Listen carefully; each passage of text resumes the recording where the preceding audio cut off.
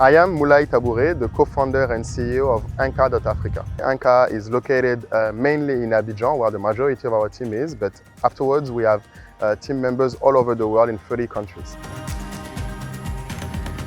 ANKA.Africa is the all-in-one SaaS solution for African businesses to sell everywhere they want, get paid locally, easily, and finally ship better than they do all over the world. African commerce is not only selling things to African, and what we do is African selling things to the world. So that is something new and different that is very hard for people to grasp. So the clarity of what we do is my biggest day-to-day challenge. Be pragmatic, be flexible, and be of service. I have a preference for remotely operated because I have a business model that is purely online. But of course, if you're thinking about a physical product, a physical service, or anything that needs physical insight or interaction with your client, local presence is obviously mandatory.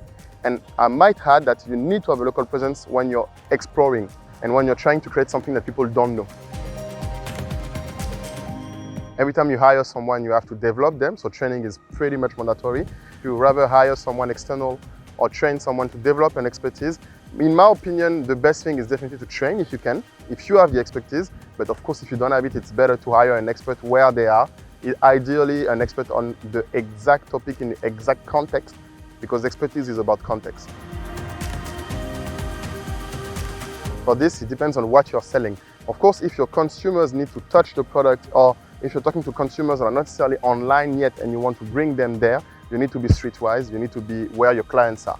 Then, ultimately, if you have the choice and your clients are already connected people, it's better to do online marketing, of course. Save time, save probably a lot of money, and also find the right ways to maximize their decision to come in Africa. If you want to do any kind of expansion, having boots on the ground is the best. But what is, I think, next to that, the next best thing, is to get expertise from people in your industry into the exact geographies and countries you want to grow in, to once again save you time, money, and ultimately make much more of an impact when you get started.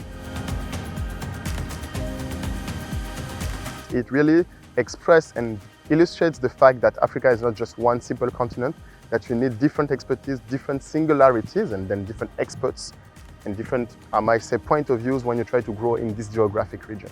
The second thing that it brings is also it highlights talent and it creates bridge.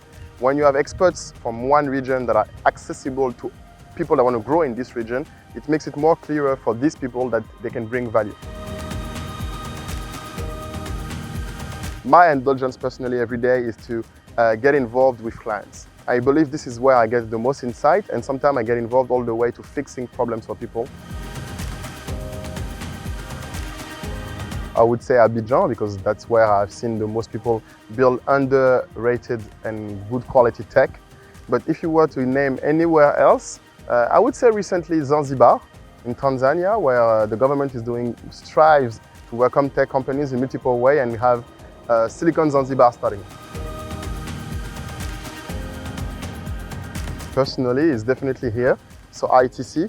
Not only because it is modern, but especially because there is one of my favorite spots to eat, Africafe. That's why I like to meet people also, because it's quite central.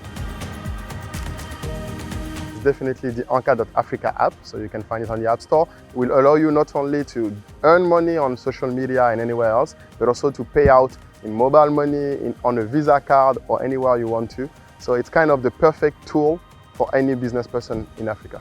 Are you ready to jump in?